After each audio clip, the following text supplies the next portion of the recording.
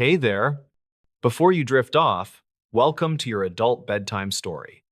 Behind what looks like an ordinary event lies a truth that was never meant to be heard. And tonight, I'm going to tell it to you. Wherever you're watching from and whatever time it is, thanks for being here. If you enjoy strange, dark, and mysterious stories, don't forget to subscribe. This forgotten highway turnout became a trap. The turnout didn't have a name. It never did. It was just a wide patch of gravel carved into the side of an old two-lane highway, barely noticeable unless someone was actively looking for a place to stop. The highway itself cut through miles of quiet land. Long stretches without towns, no gas stations, no houses close enough to see from the road, just trees, low hills, and the occasional broken fence line. Drivers used the road to pass through, not to stop. But for reasons that were never clearly explained, some people did stop there. The turnout sat just past a shallow curve. Drivers coming from the east would see it at the last second, a sudden opening where the shoulder widened and the guardrail ended. There was no sign marking it. No official rest area symbol. It wasn't maintained. No trash cans, no lighting. During the day, it looked harmless. At night, it disappeared into the dark. Local residents knew about it, but no one talked much about it. It wasn't associated with picnics or scenic views. It was simply there. A place people pulled into if they were tired, lost, or needed to make a phone call in an area with weak reception. Years later, investigators would look back at maps and traffic reports and realize something unsettling. The turnout was used far more often than it should have been. On a fall evening, just after sunset, a sedan slowed as it approached the curve. The driver had been on the road for hours. According to phone records, he had made several calls earlier that day, mostly short, routine check-ins. Nothing suggested distress. The car signaled late and rolled into the gravel turnout. That was the last confirmed movement tied to him. The vehicle didn't reappear on traffic cameras farther down the highway. There were no toll booths, no gas station sightings, no license plate hits. When the car was found 2 days later, it was still sitting in the turnout. The engine was off, the doors were unlocked, nothing appeared damaged. At first glance, it looked like a simple roadside stop that had gone wrong. Maybe a medical emergency, maybe the driver wandered off confused. That was the assumption that guided the initial response. But that assumption didn't last long. Inside the car, everything looked staged in a way that didn't quite make sense. The driver's seat was pushed back farther than his height would normally require. The phone was missing, but the charger cable was still plugged into the console. His wallet was in the glove compartment, untouched. There were no signs of a struggle, no blood, no broken glass. But there were footprints in the gravel. Not just one set. They circled the car. Investigators counted at least 3 distinct patterns, all adult-sized. Some impressions overlapped, suggesting people had walked around the vehicle multiple times. One set of prints led toward the tree line behind the turnout. Another set stopped abruptly, as if the person had stood still for a long time. The driver's prints were never conclusively identified among them. Search teams moved into the woods that night. The terrain behind the turnout sloped downward into thick brush and uneven ground. Visibility dropped fast once the sun went down. Within 50 yards, the highway noise faded completely. No personal items were found, no clothing, no phone, just disturbed soil in a few spots that didn't match animal movement. By the next morning, the case was no longer considered a simple disappearance. As news spread locally, people began calling the sheriff's office with information they hadn't thought mattered before. Drivers who remembered pulling into the turnout late at night and feeling watched. Truckers who said they avoided stopping there after seeing other vehicles parked with their lights off. One caller described slowing down once and noticing a car already parked there, engine running, no one visible inside. When he passed again an hour later, the car was gone. Another mentioned seeing 2 silhouettes near the trees, standing far too still. None of the tips were dramatic on their own, but together they painted a picture investigators hadn't expected. This turnout wasn't just a place to stop. It was a place where people waited. As the investigation continued, attention turned to older records. Missing persons reports that had never been linked to each other, breakdowns, abandoned vehicles, short gaps in travel timelines that were explained away at the time. One by one, they all pointed back to the same stretch of road, the same curve, the same unmarked turnout. By the end of the week, investigators quietly changed how they referred to the location in their internal notes. They stopped calling it a turnout. They called it a site. And they still didn't know who had been there that night or why the driver had pulled over in the first place. But it was becoming clear that whatever happened there wasn't random. It had happened before, and it hadn't stopped. By the second week, the turnout was no longer quiet. Sheriff's vehicles parked along the shoulder day and night. Yellow tape cut across the gravel entrance, though it did little to keep people away. Drivers slowed as they passed, some nearly stopping just to stare. A few pulled over farther down the road and walked back on foot. Investigators focused on timelines first. The missing driver's last confirmed activity placed him on the highway just before dusk. Cell phone data showed his signal dropped abruptly at the curve, not gradually as expected in a low-coverage area. That detail stood out. Normally, the signal weakened over several miles. Here, it vanished all at once. Technicians couldn't explain it. They searched the car again, more carefully this time. The interior showed faint scuff marks near the passenger side door, not deep enough to suggest a struggle, but inconsistent with a single person entering and exiting normally. The floor mat had been shifted slightly, as if someone had stepped in with gravel still on their shoes. There was also a smell that hadn't been noted initially. Not fuel, not decay. Something chemical, faint and sharp, detected only when the car had been closed for several hours and reopened. Samples were taken. Results came back inconclusive. Meanwhile, deputies canvassed nearby towns. The closest one sat nearly 15 miles away, barely more than a cluster of homes, a diner, and a closed hardware store. Residents there were used to long drives and quiet nights. Several people remembered that evening. One waitress recalled a man matching the driver's description stopping in for coffee earlier that day. He hadn't seemed distressed. He asked about road conditions ahead, specifically whether there were rest areas or pull-offs farther west. That question caught attention. Another resident remembered seeing unfamiliar vehicles parked near the highway late at night, engines off, lights dark. It wasn't common traffic. The road wasn't a shortcut or a scenic route. Most people had no reason to linger there. When shown photos of the turnout, two witnesses independently said the same thing. That's where it always happened. Investigators reviewed older case files. Some were years old, others more recent. Individually, they'd never raised alarms. Together, patterns began to emerge. A pickup truck found abandoned with no mechanical issues. A motorist reported missing for 3 days before turning up miles away, confused and dehydrated, unable to explain where he'd been. Another car discovered unlocked, keys missing, parked partially off the gravel as if it had been left in a hurry. All near the same stretch of highway, all involving brief stops that were never meant to last.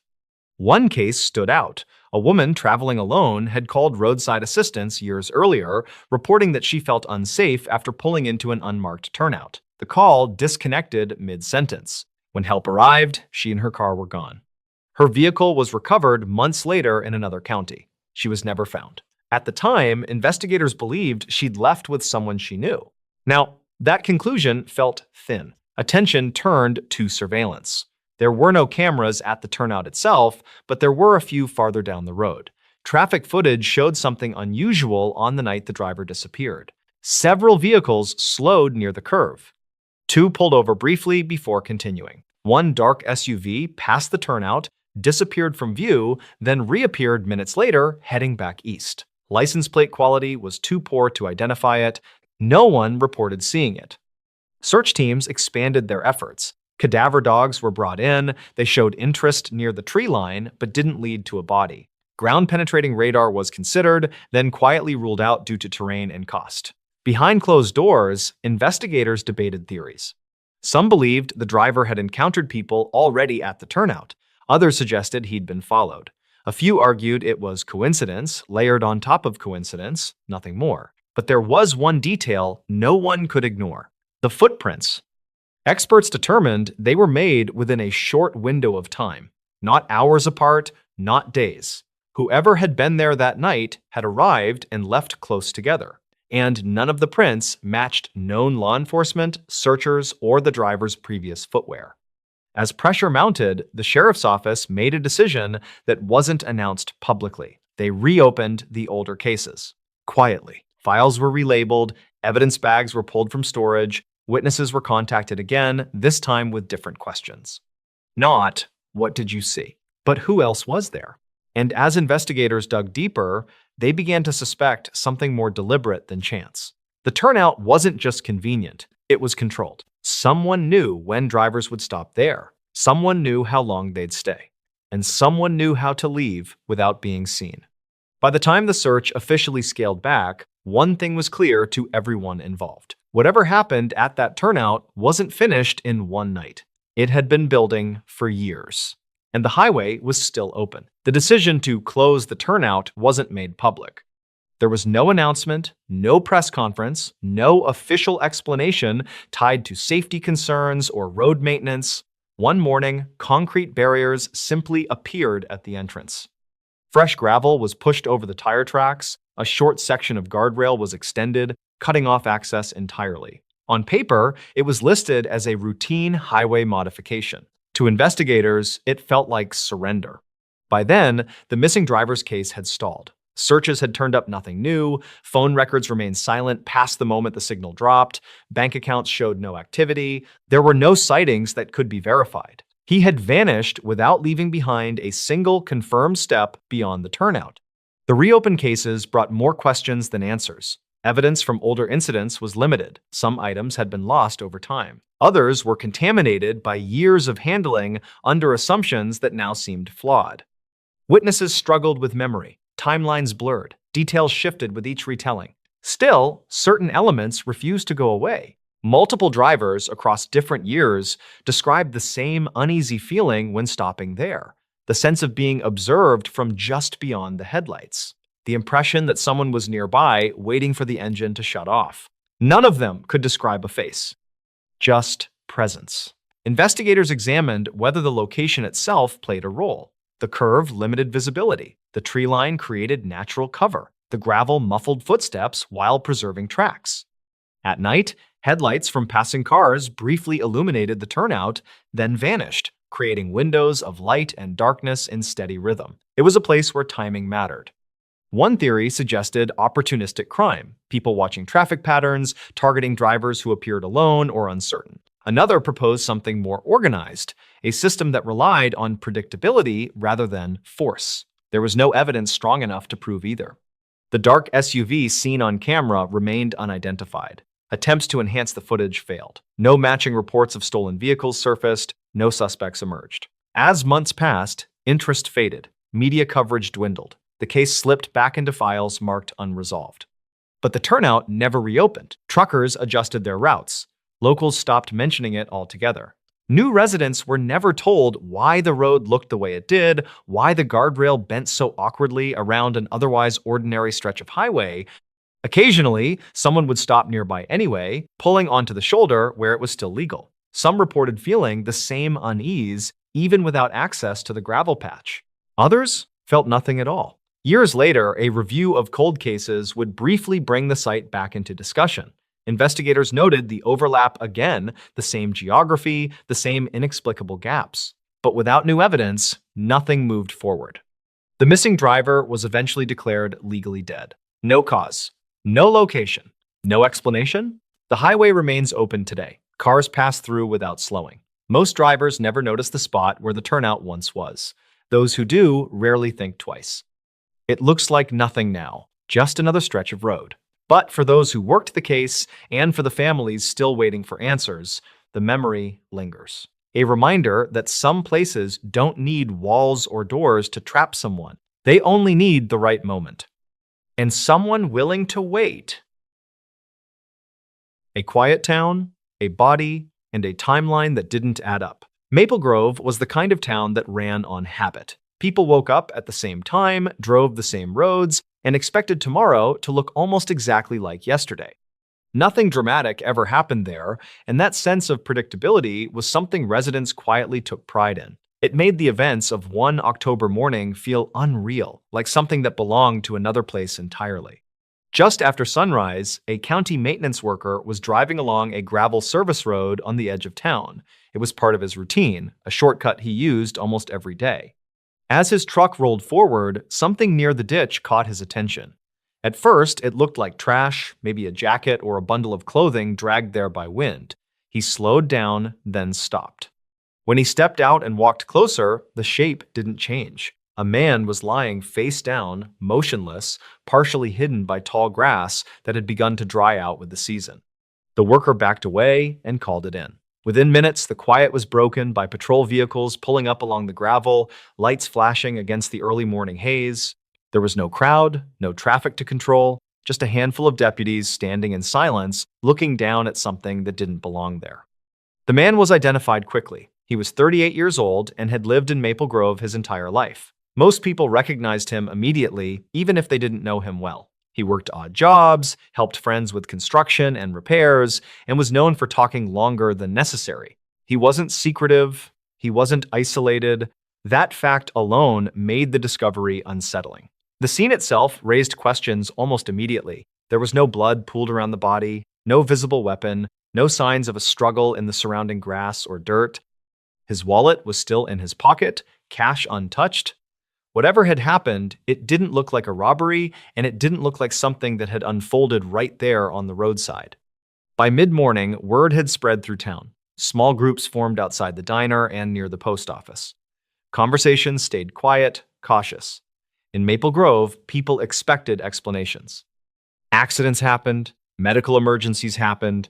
Violence like this didn't, at least not without a clear reason. The autopsy would later confirm that the cause of death was blunt force trauma to the head. The injury was severe enough to be fatal, but it only deepened the mystery. Investigators believed the blow had likely occurred somewhere else. The lack of blood at the scene suggested the body had ended up on the service road after the injury, not before. To understand how that could happen, investigators turned to the night before. According to friends and family, the victim had spent the evening at a small gathering at a friend's house just outside town. It wasn't a party, just a few people sitting around, drinking beer, watching television, and talking. Several people remembered him seeming relaxed, joking like he usually did. Others noticed he checked his phone often and stepped outside more than once to take calls. Sometime after 10 p.m., he said he was heading home. His house was less than 15 minutes away by car. It was a drive he had made countless times. Under normal circumstances, no one would have thought twice about it, but he never made it home. Phone records showed his cell phone remained active after he left. Messages were sent, calls were made. That detail alone suggested the night didn't end the way everyone assumed. At the time, no one knew exactly where he was going or who he might have been communicating with. By the next morning, the idea that something had gone wrong along that short drive became impossible to ignore. The road he should have taken was simple and familiar. The place where his body was found wasn't part of that route at all. As investigators began piecing together his final movements, one thing became clear early on. Whatever happened to him didn't follow the path anyone expected. And the deeper they looked into that night, the more the timeline began to fracture in ways that would never fully make sense. Once investigators accepted that the victim hadn't died where he was found, the focus shifted almost entirely to time, not just when he died, but where he had been during the hours no one could account for. The stretch between 10 p.m., when he left his friend's house, and sunrise the next morning became the center of the case. It was a window wide enough to hide almost anything. Phone records were the first real source of structure. They showed the victim's phone was still active well after he left. Text messages went out, calls came in. More importantly, the phone connected to multiple cell towers throughout the night. When those connections were mapped, the pattern didn't resemble a simple drive home. At one point, his phone connected to a tower several miles away from his house in the opposite direction, near farmland and rarely used access roads. There was no obvious reason for him to be there. The area had no stores, no homes he regularly visited, and no shortcuts that made sense. Later, another connection suggested movement back toward town, but not along the most direct route. The path looked erratic, almost hesitant. Investigators began asking whether he had planned to meet someone. Friends were interviewed again, this time more carefully. A few remembered him mentioning money he was owed by another local man for work completed weeks earlier. According to those accounts, the situation had caused tension but hadn't turned violent. Others recalled him, saying he needed to talk to someone briefly that night, though no one could remember a name or location. Each statement added context, but also created new questions. The messages on his phone offered little clarity. Several appeared unfinished, as if typed quickly or interrupted. One referenced meeting up, but didn't say where. Another consisted of a single word that didn't clearly relate to the conversation around it. Analysts couldn't determine whether the messages were sent intentionally, accidentally, or under stress. Without context, they were fragments instead of answers. Attention eventually turned to people who might have crossed paths with him after 10. One name surfaced repeatedly, a local man who knew the victim and had a history of disagreements with him. A pickup truck belonging to this man had reportedly been seen near the service road the night before the body was found. When questioned, the truck's owner acknowledged being in the area earlier that evening. He said he had driven out there to cool off and think, then left long before anything could have happened. One witness supported his timeline, saying the truck was gone by late evening. Another contradicted it, placing the same truck near the road much later, closer to midnight. Neither account could be definitively proven. Investigators canvassed nearby properties, hoping someone had seen or heard something definitive. Most residents said the night had been quiet. A few mentioned hearing a vehicle moving slowly along the gravel road, but that wasn't unusual in Maple Grove. Others thought they heard voices, but couldn't say when or from where. Each tip was logged, cross-checked, and ultimately filed away without resolution. The autopsy results were reviewed again as the timeline grew more complicated. The head injury was consistent with blunt force trauma, but it didn't clearly indicate how or where it occurred. There were no defensive wounds, no clear signs of a prolonged struggle. The lack of blood at the scene suggested the injury happened somewhere else, possibly inside a vehicle or on a surface that wouldn't retain evidence. Time of death remained a broad estimate, stretching across several hours. Weather conditions and the absence of witnesses made it difficult to narrow down. That uncertainty created a critical problem. Without a precise time, alibis couldn't be confirmed or ruled out with confidence. Nearly everyone connected to the victim existed in a gray area. As the days passed, the case began to stall. Each new detail seemed to contradict another. The phone data suggested movement that didn't align with witness accounts. The witness accounts conflicted with each other. Physical evidence refused to point in a single direction. The more investigators tried to impose order on the timeline, the less stable it became. What had started as a straightforward effort to trace a man's final drive had turned into something far more unsettling. The night he died didn't flow forward. It looped, doubled back, and fractured, leaving behind pieces that never quite fit together. And as investigators would soon realize, this confusion wasn't temporary. It was the foundation of a case that refused to settle into anything resembling certainty. As the investigation dragged on, the unanswered questions began to settle over Maple Grove like a low fog. There was no dramatic press conference, no sudden arrest, no moment where everything clicked into place. Instead, there were follow-up interviews, quiet meetings, and long stretches of waiting. The case never closed, but it also never moved forward in any meaningful way. For the victim's family, the absence of answers became its own kind of burden. They replayed the same details over and over. Why had he gone in the opposite direction from home? Who had he been trying to meet? Why did no one come forward if something had gone wrong? Each question led back to the same problem. The timeline didn't hold. Investigators continued to review the case file periodically. Phone records were examined again. Witness statements were reread with fresh eyes. Maps were spread out, routes traced and retraced. Nothing new emerged. The same contradictions remained. One piece of information would seem promising until it collided with another that made it unusable. The theory that the fatal injury occurred inside a vehicle was considered more seriously over time. It could explain the lack of blood at the scene and the erratic phone movement. But without physical evidence tying a specific vehicle to the injury, it remained just that, a possibility, not proof. Rumors continued to circulate quietly through town. People talked in private, careful about what they said and to whom. In a small community, suspicion had consequences. Law enforcement avoided naming suspects publicly, emphasizing that no one had been charged and that the investigation was ongoing. Officially, the case remained open. Years passed. Advances in forensic science prompted another review. Clothing fibers and trace materials collected early on were re-examined. Investigators hoped that new techniques might reveal something missed before. The results added detail but not clarity. Nothing definitively changed the understanding of what had happened that night. The gravel service road returned to being just another forgotten stretch of land. Grass grew back, tire tracks faded, new residents drove past without knowing what had been found there years earlier. But for those who remembered, the place never felt entirely ordinary again. The case didn't fade because it was solved. It faded because there was nowhere else for it to go. The evidence didn't converge, witnesses didn't align. Time worked against memory instead of sharpening it. According to investigators, the case remains open to this day. It exists in reports and databases, waiting for a detail that might finally make the timeline hold together. Until that happens, the story ends the same way it has for years, with a body found in a quiet town, a night that refuses to explain itself, and a timeline that never added up.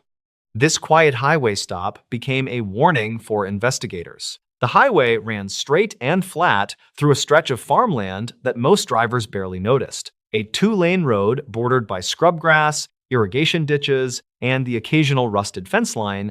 And late one evening, a routine traffic stop unfolded there without drawing attention from anyone who passed by, because nothing about the scene looked unusual at first. Not the patrol car angled behind the stopped vehicle, not the flashing lights reflecting off the road surface, and not the calm body language of the officer standing near the driver's side door.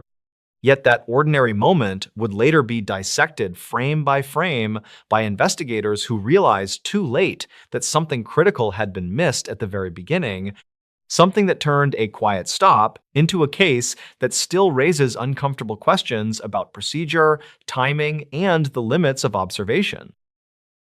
The area was rural enough that traffic thinned out quickly after sunset, with long gaps between passing vehicles and no nearby businesses open at that hour.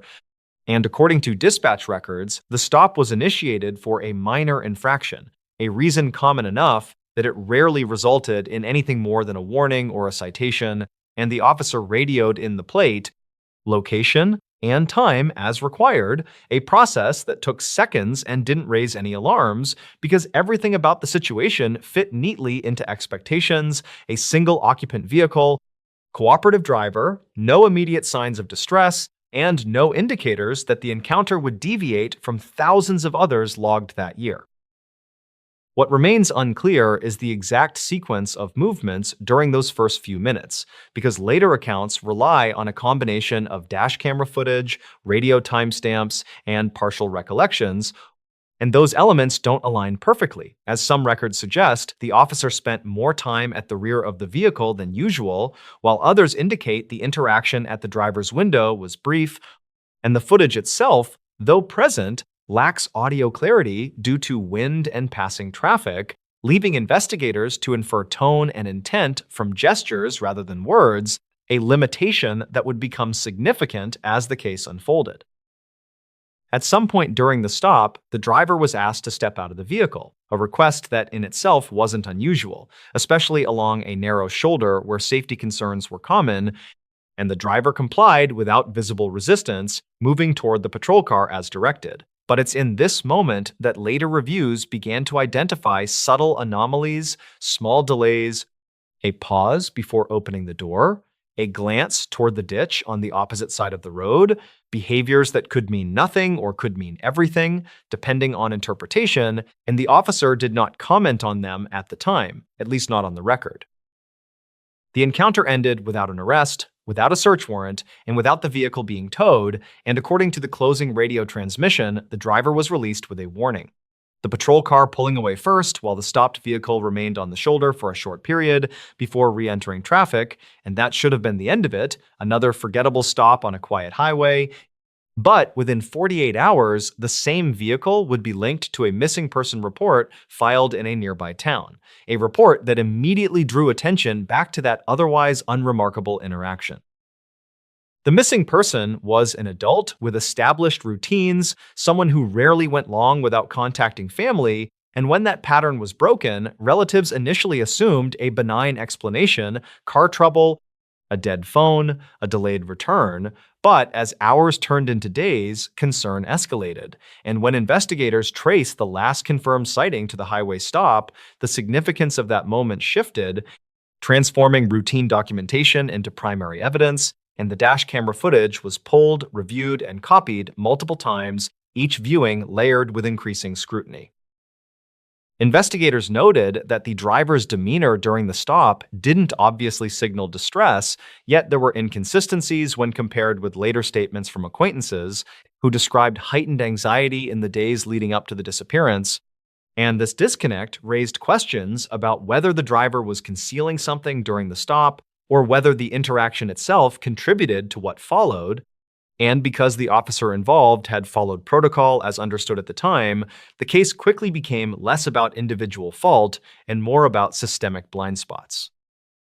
A search effort focused initially on areas near the stop location, including the roadside ditches, nearby fields, and a cluster of abandoned structures less than a mile away, and volunteers walked shoulder to shoulder through tall grass, while law enforcement canvassed landowners for access.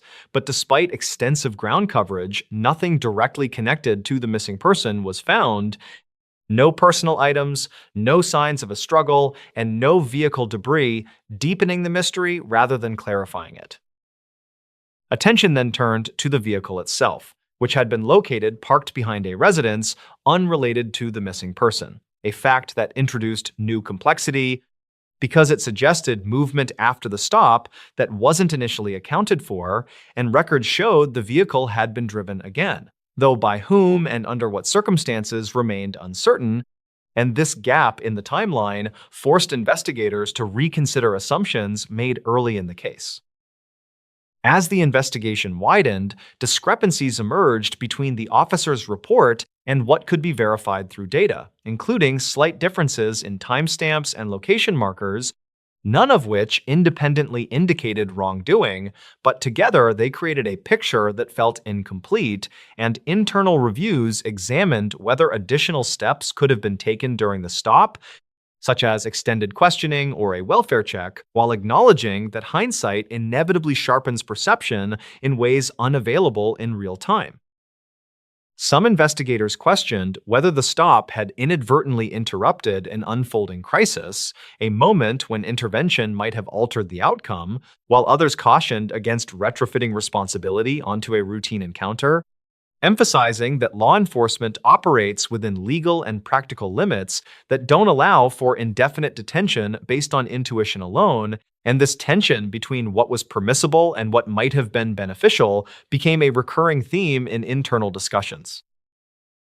The case took another turn when a tip suggested the missing person had been seen later that same night at a location miles away from the highway, but the account couldn't be corroborated by surveillance footage or additional witnesses, and investigators were left weighing its credibility against the lack of supporting evidence, a task made harder by the passage of time and the fading reliability of memory.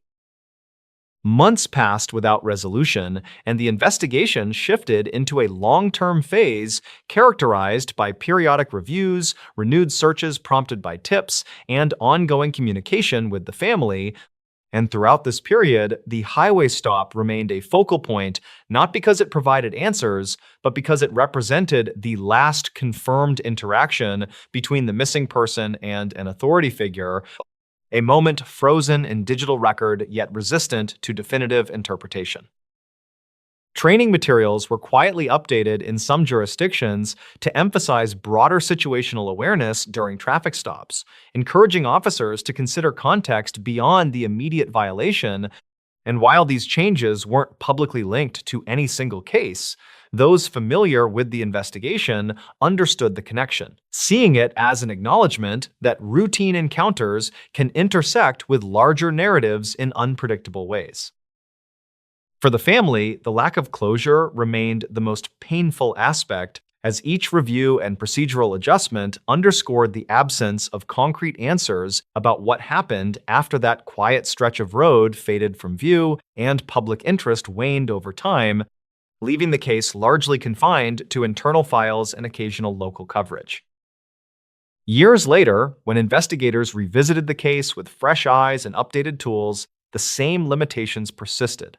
The same gaps in the timeline, the same ambiguous gestures on grainy footage, and the same unanswered question of whether the outcome was inevitable or whether a different choice during that brief stop could have changed everything. And in that sense, the case became less about solving a single disappearance and more about understanding how easily critical moments can slip past unnoticed. The highway remains unchanged, still carrying drivers through the landscape without pause, and most stops that occur there end exactly as expected, documented, and forgotten. Yet, for those familiar with the case, that stretch of road serves as a reminder that even the most ordinary encounters can carry unseen weight, and that the line between routine and revelation is often thinner than it appears at first glance. This recovered voicemail was never meant for you. The digital file sat unnoticed on a corrupted hard drive for nearly 15 years before anyone clicked play. This story concerns the accidental discovery of a deleted voicemail that solved a decade-old cold case. It involves a single piece of audio evidence that implicated a trusted community figure in a grim conspiracy. In the winter of 2022, Silas Kane was working as a freelance data recovery specialist. He operated out of a small, windowless office located in the basement of a refurbished warehouse in the city. Silas was 41 years old and spent his days salvaging family photos from water-damaged laptops. His primary goal for that rainy Tuesday was to recover data from a batch of estate sale electronics. A local probate attorney had hired him to scan several old devices for any financial records or crypto keys. The attorney was handling the estate of a wealthy but reclusive property developer who had died without a will. The box of electronics smelled of mildew and stale tobacco smoke, suggesting it had been stored in a damp basement. Silas picked up a dusty silver flip phone that had been manufactured around 2006. The plastic casing was cracked near the hinge, and the charging port was packed with lint. The battery was swollen and useless, so he carefully wired the device directly to his bench power supply unit. He bypassed the damaged screen and mounted the internal storage directly to his main forensic workstation to read the raw hex code. Silas was a patient man who enjoyed the meditative process of sifting through lines of binary code. Most of the data was corrupted junk, but he found one audio file flagged with a strange system error. The file was a voicemail that had been received but never listened to by the phone's original owner. The timestamp indicated it was recorded at 3 in the morning on November 4th, 2008. Silas converted the raw data into a playable waveform and put on his heavy noise-canceling studio headphones. The audio was initially just a wall of static and digital artifacts caused by the memory chip degrading over time. He applied a basic noise reduction filter and boosted the gain to see if any human speech was hidden there. A woman's voice cut through the static, sounding breathless, terrified, and speaking in a hushed, desperate whisper. She said, "I am at the meeting spot, but the gate is locked. Please pick up the phone right now." The voice cracked with emotion, and Silas could hear the distinct sound of her shallow, panicked breathing against the microphone. This discovery immediately unsettled Silas because he recognized the date from a famous local missing persons case. A young investigative journalist named Clara Reed had vanished on that exact night in 2008 without a trace. Silas paused the playback and brought up the archived police reports and old news articles about the Reed disappearance. The police had always suspected she was meeting a confidential informant that night, but they never found her phone. The phone Silas was holding did not belong to Clara Reed. It belonged to a prominent city councilman named Gregory Haynes. The estate lawyer had not mentioned that the electronics belonged to the late councilman, only that they were from a high-profile client. Silas realized he was holding the device of the person Clara was trying to contact in her final moments. He decided to perform a deep spectral analysis on the background noise of the call to pinpoint her location. He spent the next 6 hours using advanced audio isolation software to separate the voice from the environment. He needed to prove that this voicemail was indeed from Clara and that she was in danger when she called. The first thing he isolated was a low, rhythmic thumping sound that repeated every 4 seconds in the background. It sounded like a heavy mechanical heartbeat echoing in a large, empty space. He ran the thumping sound through a sound effects library and identified it as a heavy industrial pile driver. This made sense because the city was undergoing a massive waterfront construction project during late 2008. However, construction crews did not operate pile drivers at 3 in the morning due to strict noise ordinances in the city. Silas adjusted the frequency equalization to focus on the very high end of the audio spectrum near 15 kilohertz. He heard the faint, distinct screech of metal wheels turning on a curved steel track in the distance. The sound was high-pitched and piercing, cutting through the low rumble of the thumping noise. He cross-referenced the construction schedules from the city archives with the transit authority logs from that year.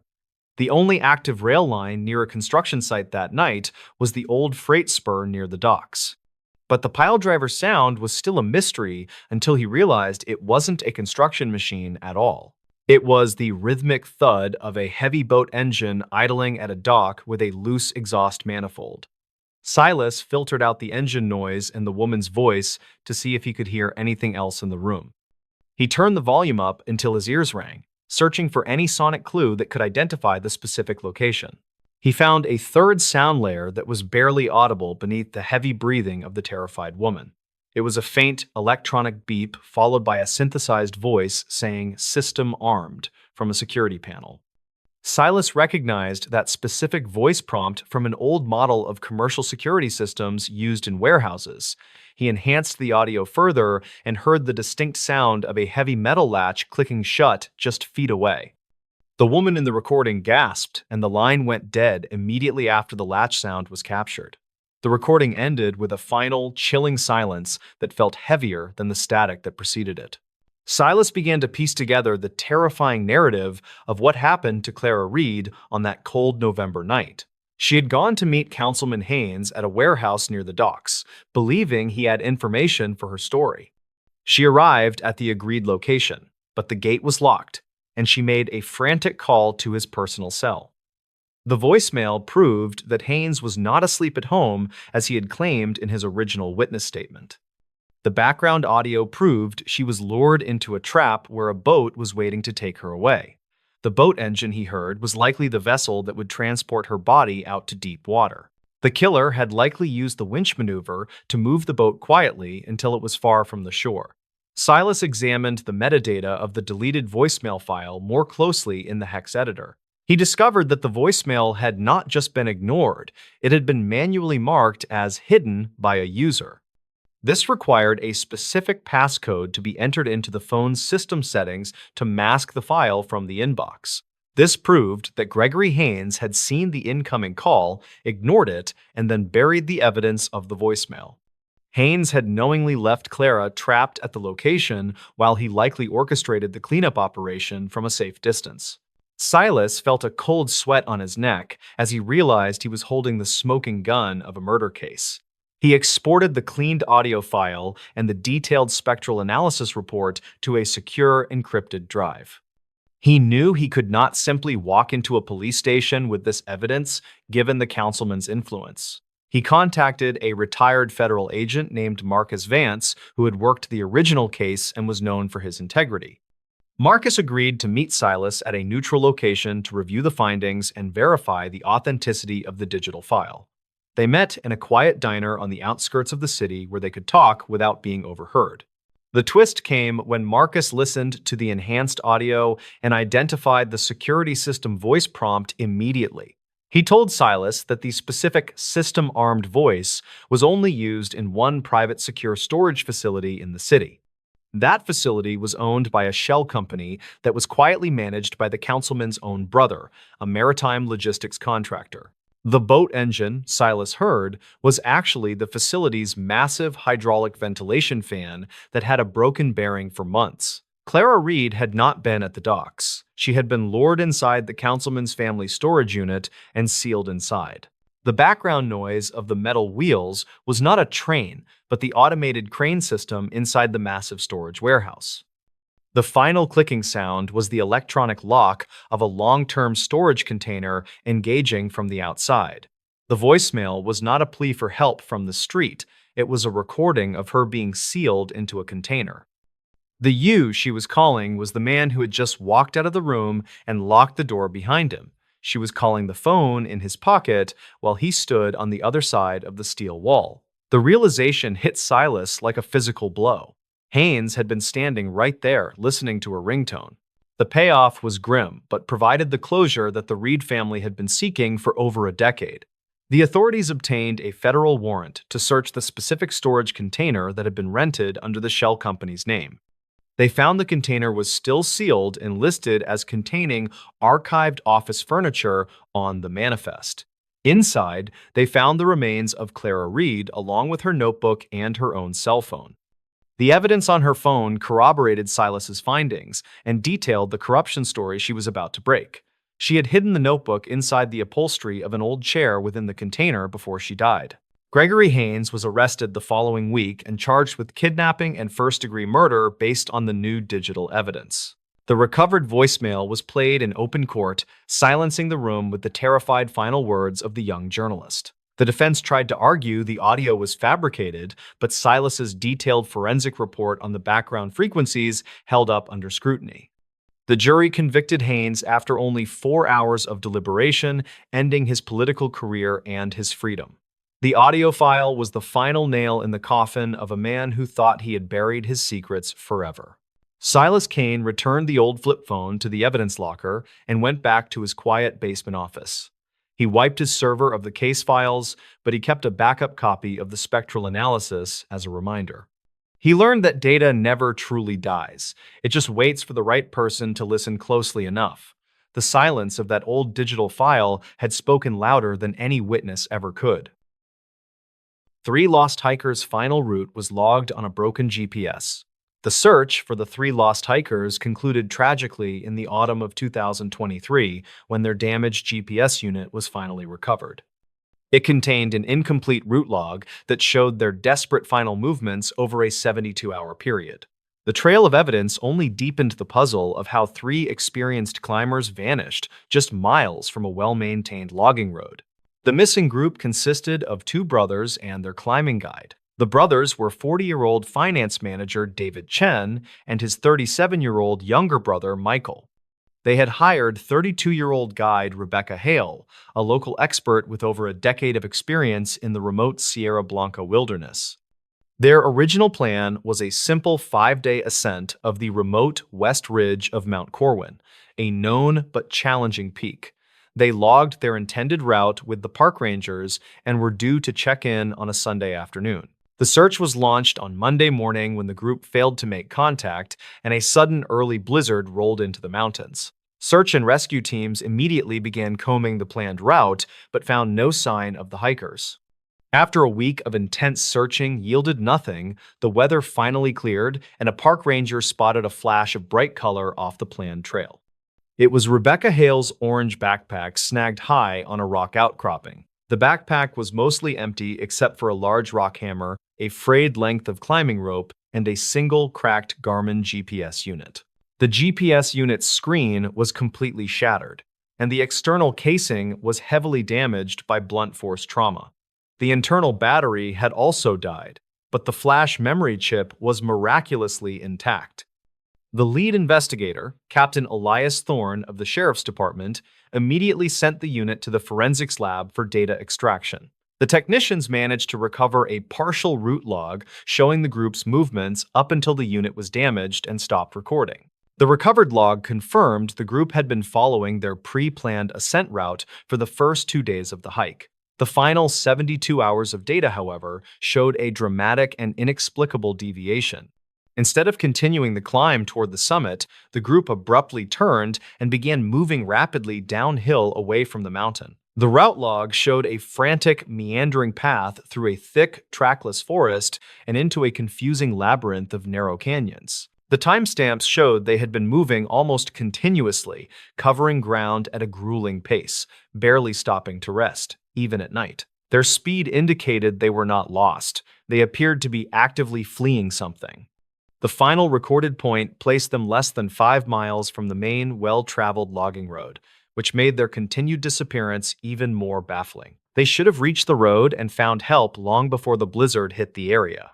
Captain Thorne immediately organized a new search based on the GPS unit's final logged coordinates.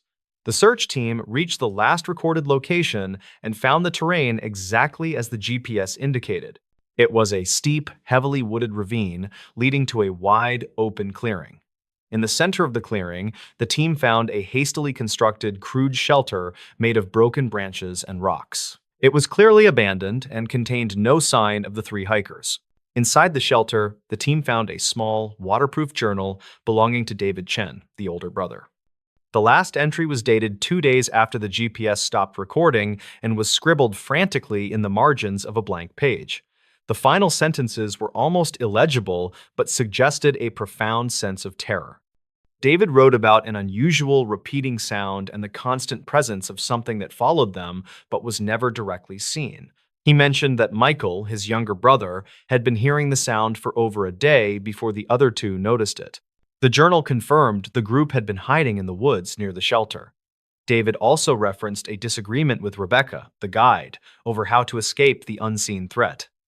Rebecca had insisted on staying put, arguing the unseen thing could not follow them into the dense forest, but the brothers insisted on fleeing downhill toward the logging road. The journal ended with a final desperate line about following Michael, who had reportedly run out into the open clearing.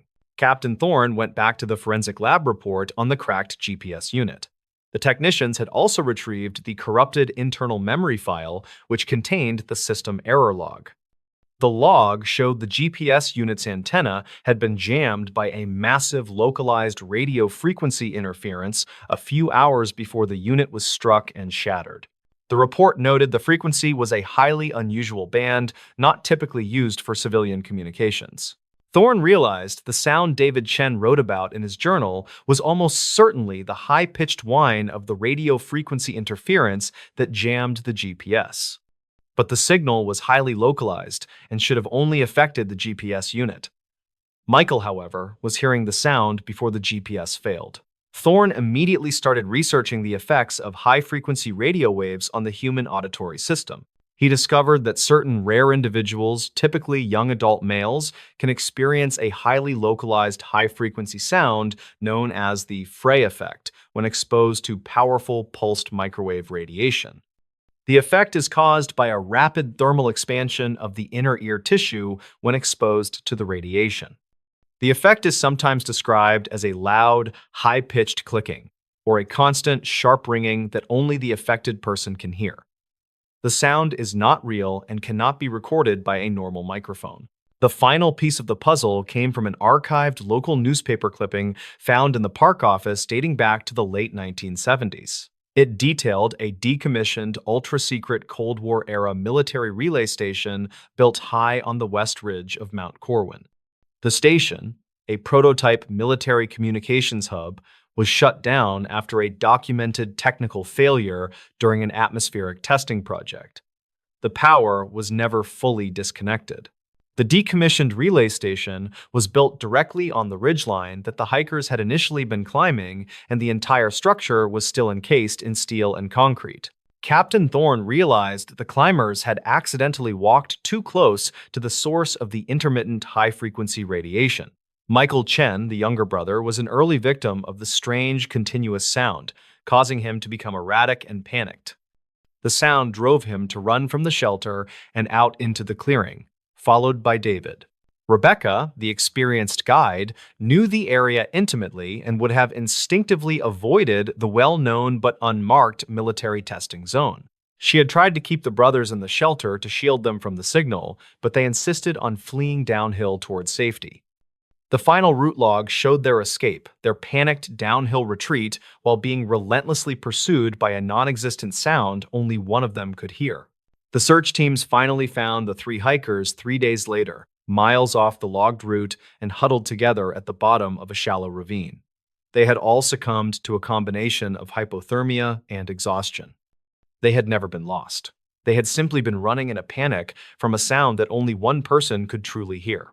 The signal from the broken military relay station was briefly activated during the unexpected blizzard, causing the localized Frey effect that ultimately drove the three experienced hikers to their tragic final route. What happened inside this sealed hospital wing will shock you. The locked third floor of the West Wing held a forgotten secret for many decades. This true story follows the documented events leading up to the unexpected sealing of the area. It involves a single patient and the baffling circumstances surrounding their sudden, dramatic exit from the records. In the summer of 1987, Arthur Pendleton was a meticulous hospital archivist. He worked at the stately St. Jude's General Hospital in a quiet corner of the city. Arthur was 55 years old and a career employee devoted to organizing decades of brittle medical records. His main goal that day was simple but tedious, as he needed to track down the historical blueprints for the old West Wing structure. Management planned a huge renovation and demanded to see the original floor plans from the 1940s construction. They fully expected the information to be located deep in the dusty sub-basement of the main administration building. Arthur had been in the basement archives for hours when he found a peculiar, bound ledger hidden behind a loose shelf panel. It was a patient transfer log from the late 1953 era that seemed out of place. This ledger was not logged in the central index and appeared to be deliberately hidden within a stack of junk filing material. The ledger detailed a single, highly unusual transfer from the new East Wing to the West Wing's third floor. This was odd, since the third floor had been completely decommissioned and sealed just a few months prior to that date. The record showed the patient was a 32-year-old man named James Calder. Arthur kept the ledger and made a clean copy of the entry for James Calder as a precautionary measure. The paper trail ended abruptly with that cryptic entry and offered no other information about the man. He found no corresponding discharge papers or a death certificate recorded in the main hospital database for patient Calder. James Calder had apparently vanished without a trace after being moved into the sealed and empty wing with no other witnesses. The original construction blueprints finally surfaced later that afternoon, but Arthur could not shake his troubling discovery. He started comparing the faded blueprints to the sealed-off third floor's electrical diagrams in his small office. He noticed a minor discrepancy involving a single, heavy-duty electrical service box on the third floor. The box was located along the west corridor where patient Calder was reportedly taken. This electrical service box had not been properly disconnected when the rest of the floor was shut down and isolated. Arthur's job usually involved ink and paper, but now he was looking at a dark, confusing puzzle that made him feel very uneasy. A hospital maintenance engineer named Marcus Vaughn confirmed the sealed wing was never supposed to have any active power at all. Marcus was an overworked but reliable man in his mid-30s who had a reputation for honesty and thorough work. Marcus reluctantly agreed to help Arthur conduct a very quiet and unsanctioned investigation late that night after his scheduled shift ended. The two men accessed the third floor through a utility elevator that still reached the landing but was normally locked down with a chain. The elevator doors opened onto a dim, low-ceiling lobby, smelling faintly of rust and old cigarette smoke. The thick, steel fire door to the west wing was not locked with a key. It was sealed instead with a heavy lead bar and a dated brass padlock attached to the doorframe. They quickly realized that the original door was intended to be permanently sealed using the new bar and lock as a final, urgent measure. Archived calls later showed the lock had only been installed days after James Calder's recorded transfer. Marcus used a portable cutting torch to quickly sever the heavy lead bar in the empty hall. He managed the cut and seal in less than a minute, leaving a scorch mark. Inside, the wing was instantly silent and felt much colder, reeking heavily of dust and a strange metallic chemical odor. Everything looked exactly as it had in the 1950s, covered in a thick layer of undisturbed grime and filth. They could clearly see an old water cooler and some chairs still sitting in the main hall waiting for people who would never arrive. The first thing they checked was the inexplicable active electrical box in the corridor near room 320. Arthur used his digital camera to document the area, snapping photos of the aged and decaying hospital hallway and the mysterious electrical service box. Marcus found that the service box was indeed live and feeding power to an unknown separate circuit somewhere further down the hall. Following the heavy-gauge wire from the service box led them to a supply closet near the patient rooms. They found the door had been heavily modified with newer steel plating and a complicated mechanical deadbolt. The walls around the door had fresh, unaged mortar, suggesting a very recent construction project compared to the rest of the old hospital wing. They knew someone had recently been there. Marcus quickly picked the complex lock, and they cautiously entered the small supply closet. Inside was not a closet, but a small secondary security anteroom. The walls were lined with sound-dampening acoustic panels, and one solid steel door led to an inner back room. They found a few discarded items in this outer space on a makeshift table made from stacked boxes. There was an old, heavy-duty reel-to-reel tape recorder and several spools of magnetic tape, all clearly labeled with the single patient name, J. Calder. Marcus placed one of the tapes onto the reel recorder and quickly pressed the play button. The tape contained an unnerving and repetitive sound of constant, extremely high-frequency electronic ringing.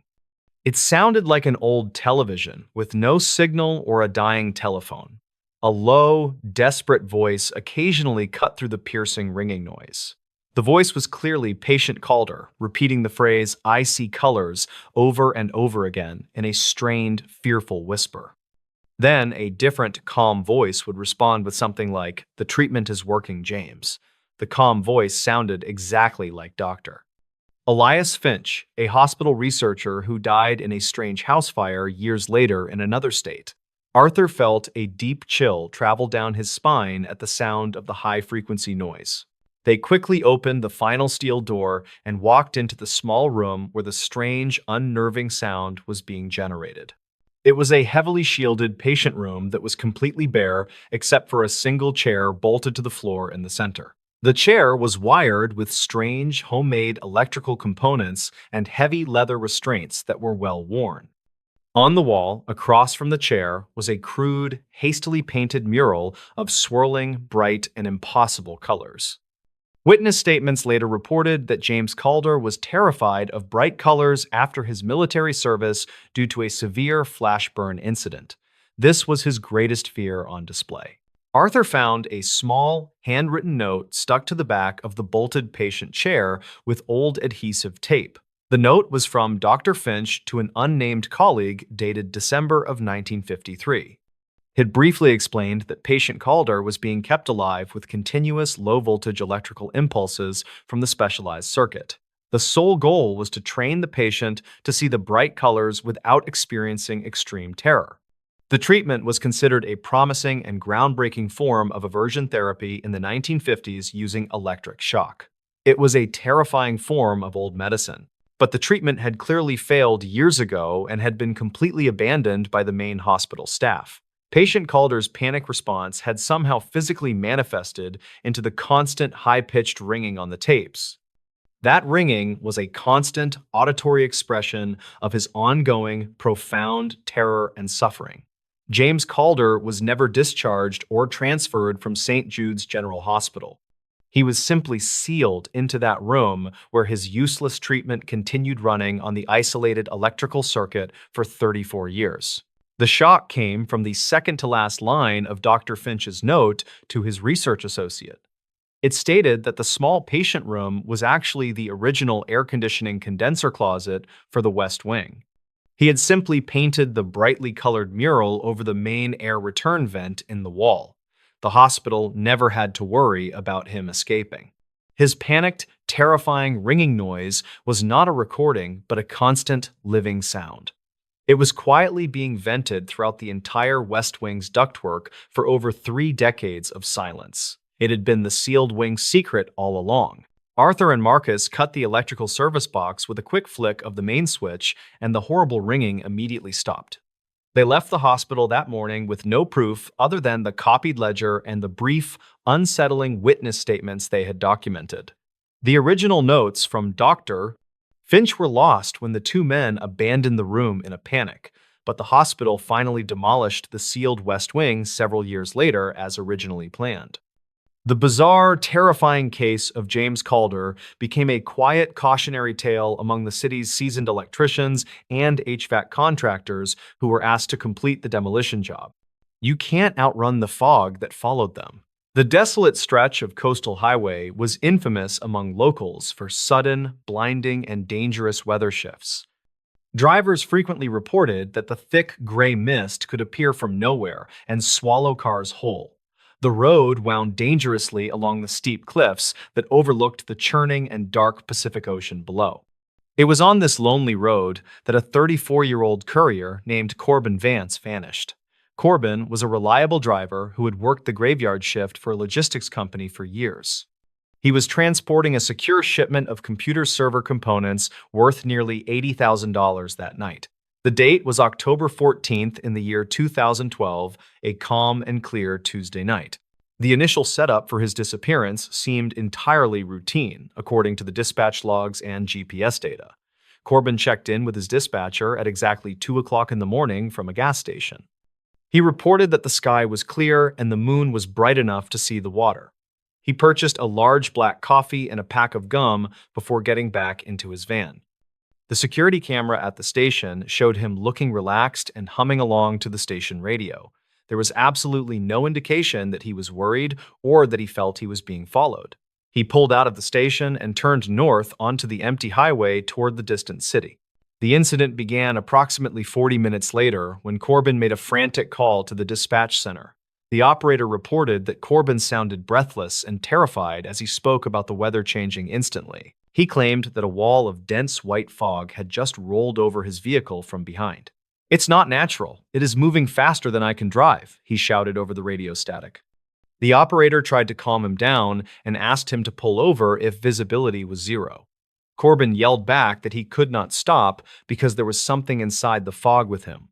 The call cut out abruptly with the sound of screeching tires and a loud metallic crunching noise. The complication arose when the first responders arrived at the GPS location roughly 20 minutes later. The highway was completely clear of fog, and the night sky was filled with bright stars. They found Corbin's delivery van parked haphazardly on the soft shoulder of the road near the guardrail. The engine was still idling quietly, and the headlights were cutting through the clear darkness of the night. The driver's side door was wide open, and the interior cabin light was flickering on and off. Corbin Vance was nowhere to be found, and his cell phone was lying on the asphalt. Detective Silas Reed was assigned to the case the following morning after the strange initial report filed. Reed was a veteran investigator who had seen plenty of accidents on that dangerous stretch of road. He assumed initially that Corbin had hit a deer and perhaps fallen over the cliff in shock. He ordered a massive search and rescue operation to comb the rocky shoreline hundreds of feet below. The search teams spent 3 days scanning the cliffs and the water, but found absolutely nothing. There was no body, no torn clothing, and no sign that anyone had gone over the edge. The investigation shifted when Detective Reed began to look closer at the van and the cargo inside. The back doors of the van were still locked, and the expensive computer servers were completely untouched.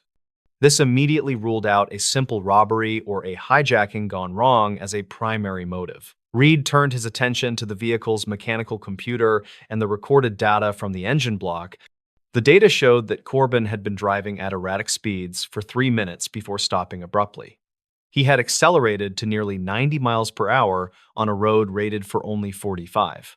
Detective Reed requested the raw audio files from the dispatch center to analyze the background noise deeper. He sat in a quiet room and listened to Corbin's terrified voice over and over again on loop. He noticed a strange, low-frequency humming sound that was audible just beneath the sound of the engine. It sounded mechanical and rhythmic, like a large industrial fan or a powerful ventilation system running hard. This sound did not match the profile of any standard vehicle engine or natural wind noise. Reed sent the audio file to a state forensic audio specialist for a more detailed spectral analysis. The specialist reported back 2 days later with a finding that changed the entire scope of the case. The background noise contained a specific frequency signature that matched a high-output military-grade smoke generator. This was not natural sea fog that Corbin had encountered on that lonely stretch of coastal highway. Someone had deliberately deployed a massive chemical smokescreen to blind the driver and force him to stop. Reed realized that the fog that chased Corbin was actually a weaponized cloud used for concealment. The question remained why they would do this if they did not steal the valuable cargo. Reed went back to the witness reports from that night to see if anyone saw another vehicle. A long-haul trucker named Arlene Pyle had passed through that sector around 2:15 that morning. She reported seeing a large, matte black modified box truck parked on a fire access road nearby. She told the detective that the truck had strange pipes mounting on the rear bumper facing outward. Arlene thought it was a road maintenance vehicle spraying for weeds or conducting some night repair work. The truck had no reflective markings, no license plate, and no company logo visible on the side. Detective Reed pulled the traffic camera footage from the toll booth 30 miles south of the incident. He scanned hours of video until he found a graining image of the black truck Arlene described. The truck passed the toll booth at 1:30 in the morning, trailing Corbin's van by distance. Reed zoomed in on the image and noticed the driver was wearing heavy tactical goggles and a mask.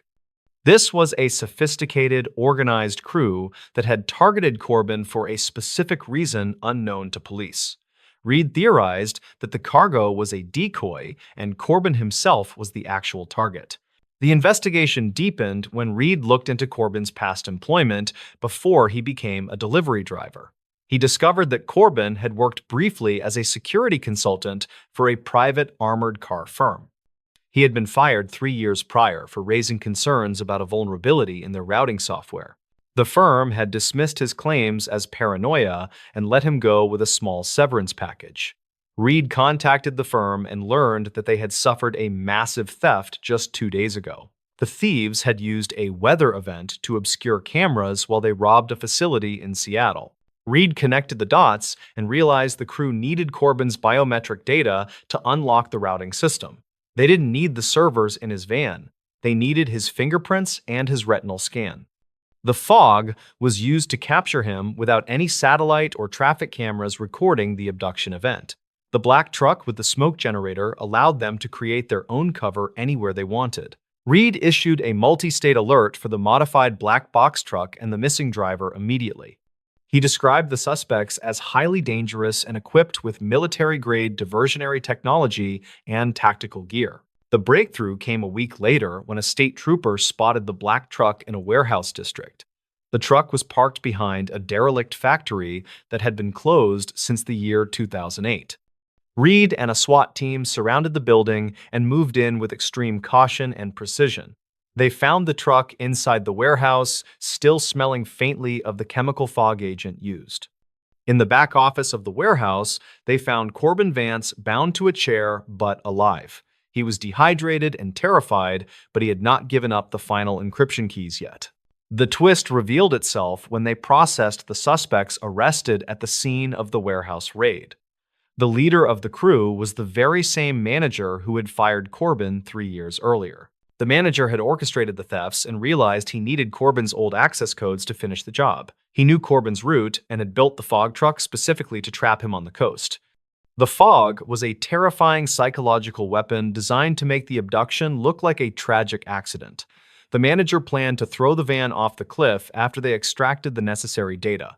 The payoff was the recovery of millions of dollars in stolen property from the manager's previous heists. Corbin Vance was reunited with his family and eventually sued the security firm for millions in damages. The black truck with the smoke machine was impounded and studied by federal authorities for its ingenuity. The fog that followed Corbin was not a ghost or a weather phenomenon, but human greed. Detective Reed retired a year later, finally satisfied that he had solved the riddle of the mist. The coastal highway remained dangerous, but at least one unnatural predator had been removed from the road. The case of the man who was chased by the fog became a local legend instantly. It reminded everyone that sometimes the most impossible threats have the most grounded and human explanations. Corbin never drove that stretch of Highway 101 again for the rest of his life. He found a quiet desk job in a city far away from the ocean and the mist. But every time the weather turned gray, he likely remembered the white wall that chased him down. It was a silent warning that you can never truly outrun the past or the truth.